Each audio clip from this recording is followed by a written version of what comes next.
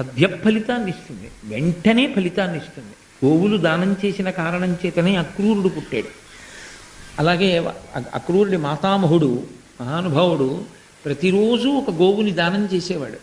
తత్ఫలితంగానే అదిగో అటువంటి మహానుభావుడు జన్మించాడు, అక్రూరుడి వంటి మహాభక్తుడు.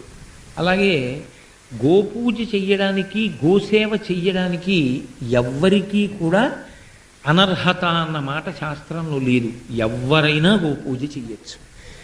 దేవాలయంలోకి వెళ్ళి అమ్మవారి మూర్తిని ముట్టుకోవడం ఎవరికీ సాధ్యం కాదు. కంచి వెళ్ళి కామాక్షి అమ్మవారిని ముట్టుకుంటానండి అంటే ఒప్పుకోరు.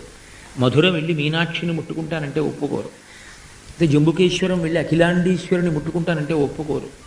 కానీ ఆ అఖిలాండేశ్వరి, ఆ మీనాక్షి, ఆ కామాక్షి, ఆ గోమాత వీరు కాదు అని శాస్త్రాలు చెప్తున్నాయి. అందుకే గజపూజ పశుపూజ, అశ్వపూజ పశుపూజ,